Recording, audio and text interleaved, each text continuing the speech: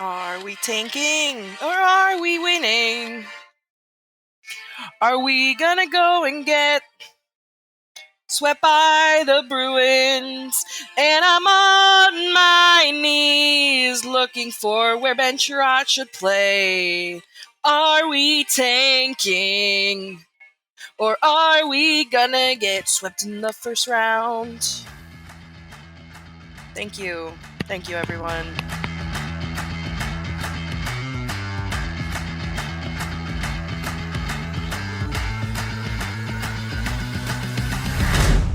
Obviously, there's been a terrible tragedy considering I'm the only one here today. So if you know Jake, typically he doesn't let a woman run the show, as a ruthless dictator he is, but due to reasons, he couldn't join today. So it's just me and y'all.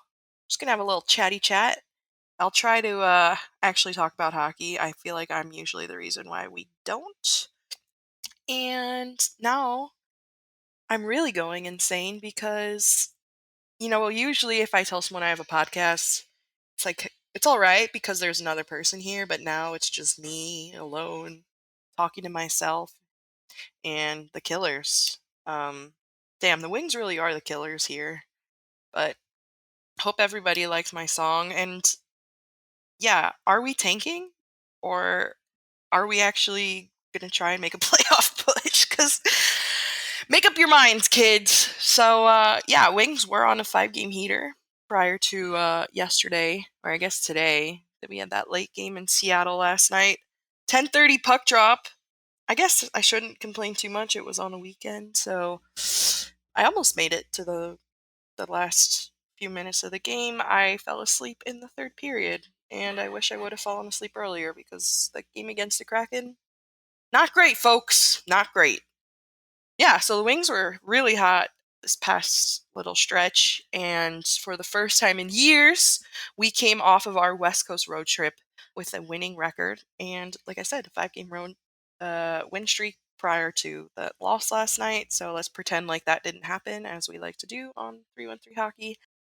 And yeah, why? What's going on? One thing I noticed from the team that could be a contributing factor to why they were playing so well. Special teams were great.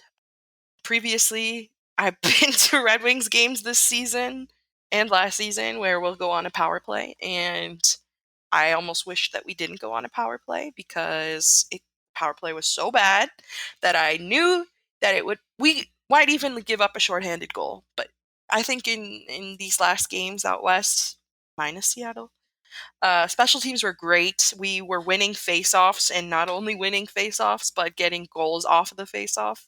So that has been really great to see. I had a whole thing prepared about why the Wings are hot, but I'm trying. It's a little bit toned down now. One, I don't have Jake here to kind of like just let me be a psycho, and two, yeah, the loss yesterday sucked, and I'm confused. Ben Sherratt didn't get the memo that we weren't tanking anymore, and Ben Sherratt also had talking about his tax again, the Ben Sherratt tax. Ever since he's back on a pairing with Hronek, no production from Hronek, who we on this podcast said could win the Norris. But now that he's with Sherratt, that's the only reason, of course. The Norris might have to go to Moritz Seider instead. Also worth noting, and there have been some people who tweeted at us, since Ernie got sent down and Zadina came back, there was that heater. I talked about the special teams, but I don't want to talk shit about our dude Adam. We found out that he saw our tweet about him. He sent us a DM. So we miss you, dude. And any haters out there, by haters we mean Helene St. James, just ignore them. And we got your back. I don't know if he actually listens to this podcast, but he definitely sent us a DM about our tweet. That was interesting. And then I guess obviously the last reason that I can see why that the Wings have been so hot recently, again, minus the Seattle game, is Dylan Larkin, baby. He's playing on expert level right now, and that man wants his fucking money. And before the game yesterday, I would have said, he's earned at least $9 million, but now after last night he only had one goal. I don't know if his 9 million definitely went down about 7.5. So if he wants that 9 million, he needs a hat trick every game, apparently. Because I honestly, at this point, I feel like even if Larkin was getting a hat trick every game, and it feels like he's pretty damn close with some exaggeration, I still don't think Steve Yzerman would budge. I mean, I just think a lot about how he didn't budge for Stamkos. And Stamkos in his prime, in my opinion, is a better player than Larkin. And Larkin, this is obviously his best performance yet. And I don't see him slowing down, honestly. So let's just hopefully have our fingers crossed that, we get that contract in. And I know no one else cares about it, right? Like, nobody's wondering what's up. All Wings fans are totally chill about the Larkin contract, and it's not a divisive issue. So I'm done talking about it. I know everybody's going to act totally normal and cool. And instead, speaking of acting normal and cool, Damn, that's fucking sad, dog. It's just me. Oli Mata was extended, so we didn't get any Larkin news. Oli Mata was extended for 2 years, so for $3 million a year. I was personally happy about this. I know a lot of people had questions about what does this mean for Edvinsson? What does this mean for Jake Wallman? At the moment, yeah, we have too many D-men, but in typical Red Wings fashion, I don't think that they're all going to stay healthy, and I am praying, hoping and praying, thoughts and prayers to Steve Yzerman that he realizes the Ben Sherratt contract was a fuck-up, and honestly, something I am the most critical of Steve Yzerman of. Usually I'm an evangelist, Steve Yzerman evangelist, but that Ben Sherratt contract, I don't know if I can actually excuse that. So anyway, yeah, speaking of Simon Edvinsson, he has been on fire in Grand Rapids, 10 points in the last 11 games. Yeah, obviously, like the Larkin contract, people are acting normal and rational about Simon Edvinsson and his future with the team and in Grand Rapids. So yeah, just being patient and kind of being in that limbo that I started this episode with. What are we doing? Are we tanking? Well, we're definitely not tanking, to be fair. We're not tanking, but what the fuck are we doing? You know what I'm saying? Is it worth even bringing Edvinsson up? Are we going to re-sign Wallman? There are so many questions, and it's really fun to speculate because the more irrational things that we say, and usually that's Jake from our Twitter account, more fun it gets. So let's keep it rolling. And I didn't prepare anything for the Detroit sports update. I know the NBA All-Star game was this weekend. Personally, don't really give a shit about it. And the guy who we were supposed to have dunk didn't because he was injured. So really don't give a fuck about that. Pistons have a break now. Tigers have started spring training. Again, a great topic for our Detroit sports fans to be very rational about. And not at all annoying about when guys don't show up to spring training when they're supposed to, and speculation about Rodriguez and what his future with the Tigers is. And if you don't give a shit about the Tigers, I'm just going to keep glossing over this until they actually have some more news. Lions are chilling now in the off season. Football's over. I'm crying, but I'm definitely going to get Lions season tickets next season. So stay tuned for that because it's just me and I feel powerful. The first person who listens to this episode and sends the 313 Hockey Podcast a DM saying, let's go with Pussy Power. If you DM us Pussy Power, you can win a free, and you're the first one. Or you can send us an email, 313hockey@gmail.com. Sorry, 313hockeypodcast@gmail.com. If you send us Pussy Power, those 2 words, you win a free 313 Hockey hat. Just because I feel like it. So, first one to do that, you win a hat. It's only for people who listen. So, shout out to that. Not really a Detroit sports update, but just a random Metro Detroit hockey. My dad was in town this weekend, and Seth and Zach, friends of the show, invited us to go to a Motor City Rockers game, which is FPHL. Didn't know that existed before I went to the game last night. And it was a fucking blast. Like, I have almost never had that much fun at a hockey game. Like, a German hockey game is still a little more lit than that was, but that was so much fucking fun. Fraser, Michigan, tickets were like $15, beers $5, and like people actually came to watch them, and it's like below fucking AHL, below OHL. I don't really know what the equivalent like level of hockey that I watched was, but it's not.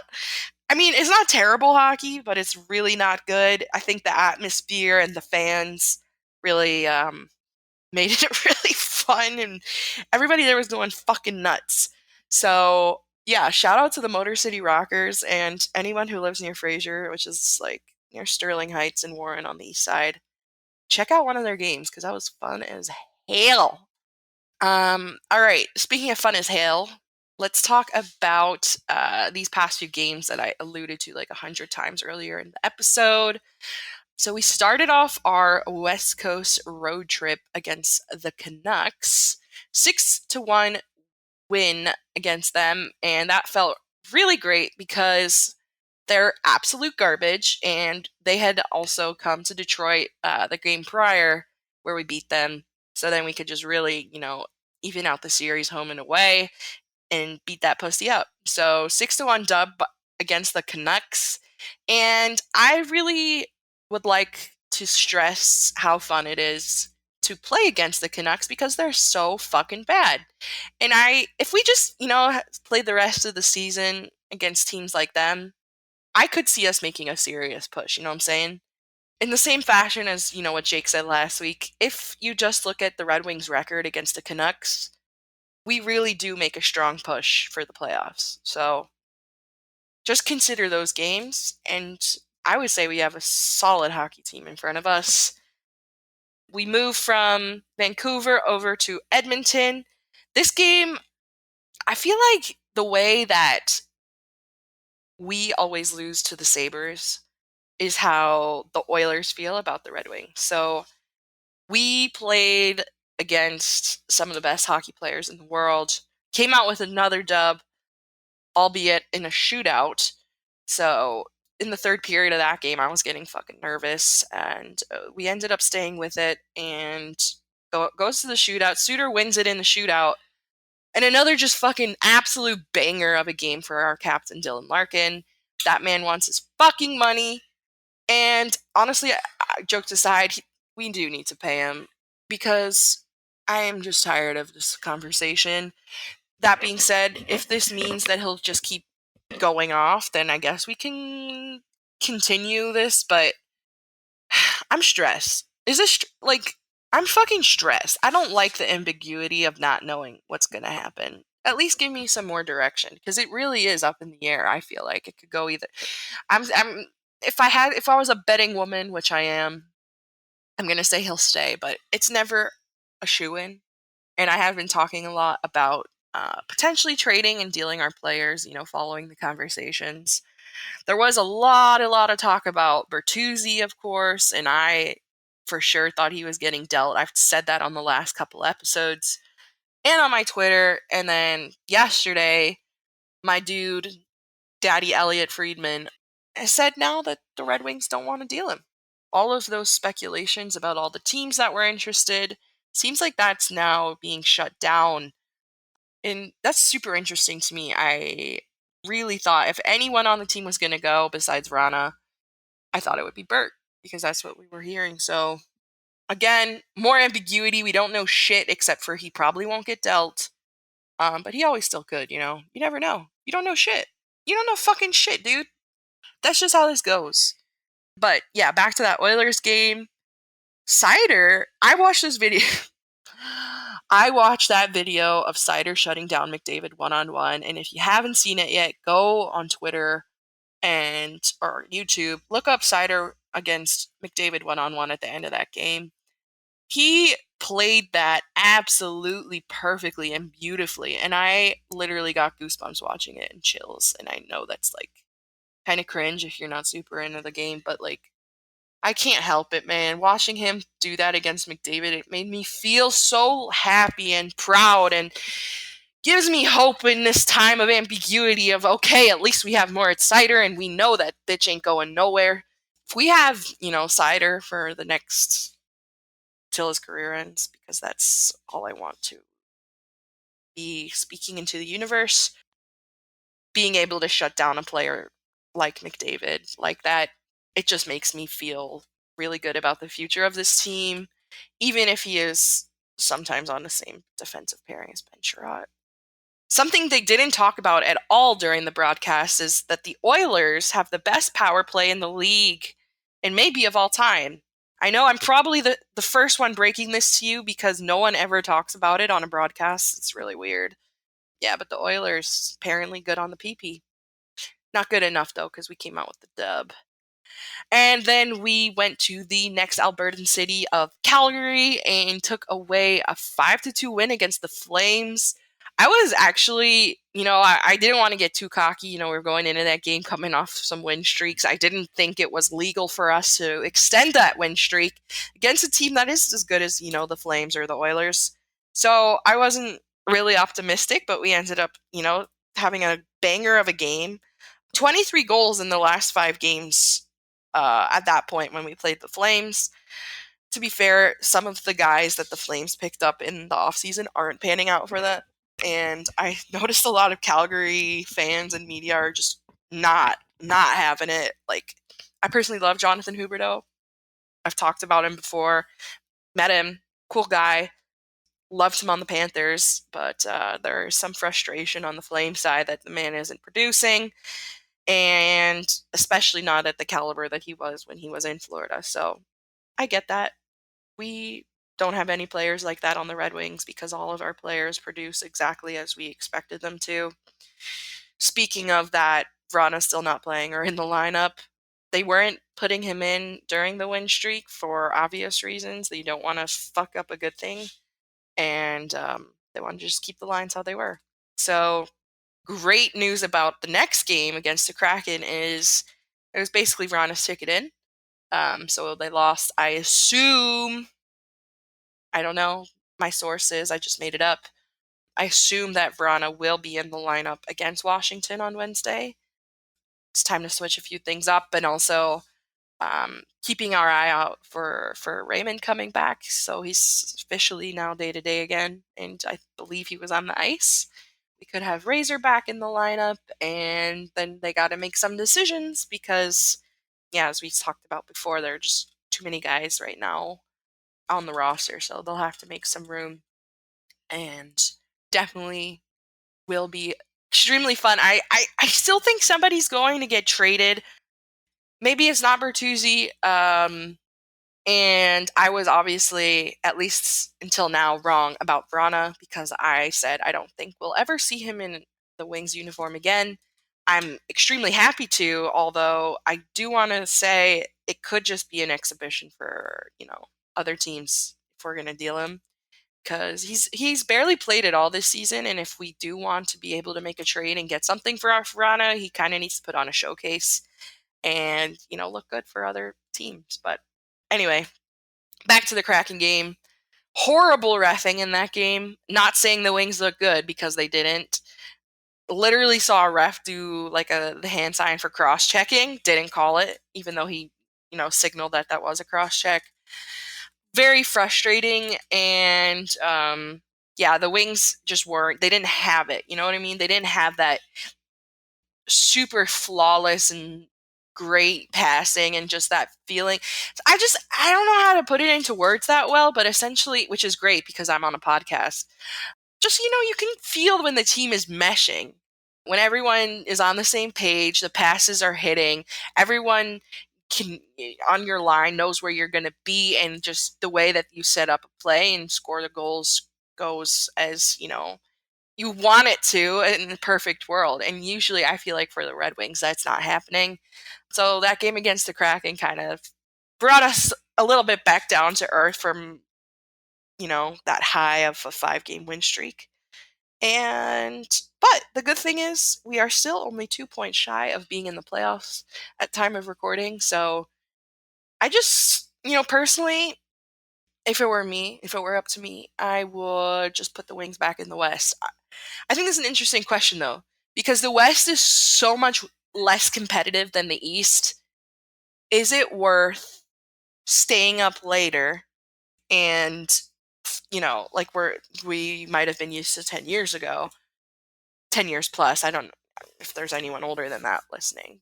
Some old folks who have been watching Wings games their whole lives, but would you rather be in the West and have to put up with these West Coast trips and staying up, but have, much easier time squeaking into the playoffs with the same amount of points, or stay in the East, get your, normal 7 o'clock puck drop, but makes it a lot harder to actually make the playoffs?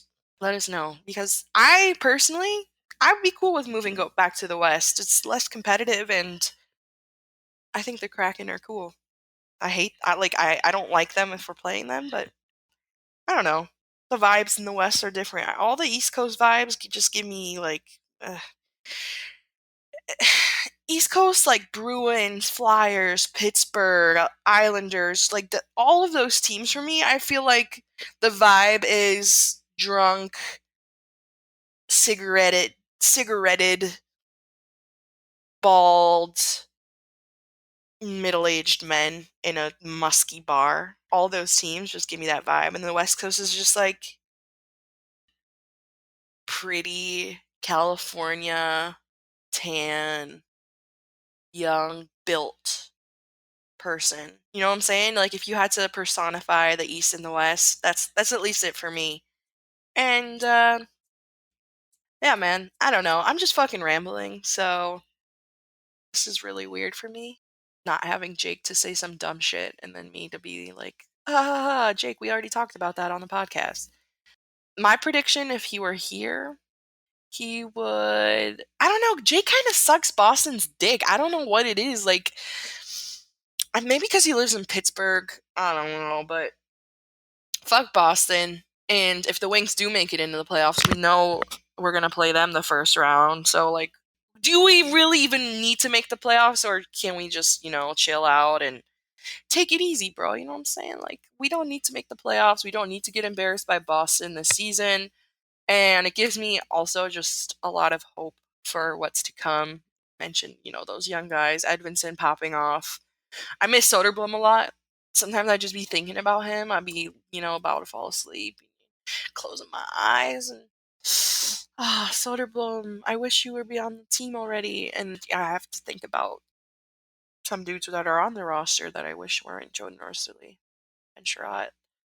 I'm really hating hard on him this episode, and that's okay. That's well, there is evidence and proof that me shit talking a player does make them better. And I'm sorry that I didn't shit talk Ernie hard enough to make him good enough to stay on the team. Really, I am sorry. I miss him.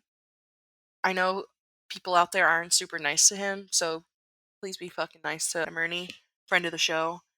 And yeah, that's about it. It's basically what's going on in the Red Wings world. Like I mentioned, we're going to be still on the road in Washington this coming Wednesday. Hopefully, Verona will be playing in that game, but we don't know yet at the time of recording. And we are having a guest on next episode. It's more than just Jake. We are having Leafs guy. Honestly, forgot his name. I wasn't. I wasn't a part of having him on, but a lot of the Red Wings fans dunked on him because he was saying, he was the guy on Twitter who was saying that Verona will never play for the Wings again. And yes, I did say a Leafs guy reporting about Verona. He has like 20,000 followers, so like maybe some people thought it was legitimate, but yeah, basically became public enemy number one of Wings fans from his Verona reporting, which ended up coming out to be false, considering Verona has been called up. So I have some questions for that guy next week. Jake said I can't be really mean to him. I would never, for the record. But I do have some questions, and if you have questions for him, send them our way. Tweet them at us, DM them, and yeah, you can look forward to that next week. It'll be a fun time, but I can't be too mean to him.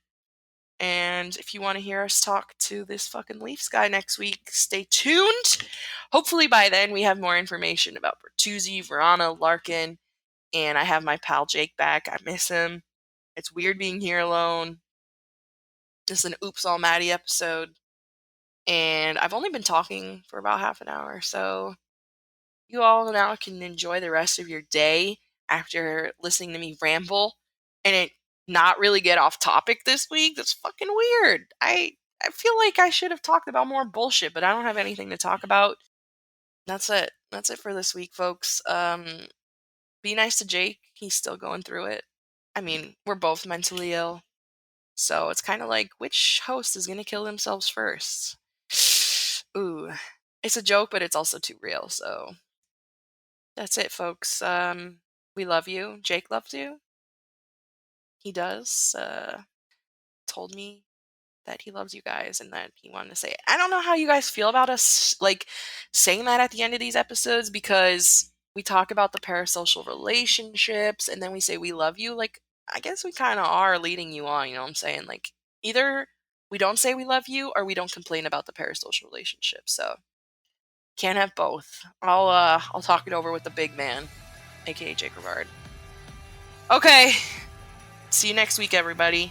Hopefully, more luck on the road out east. And go Red Wings.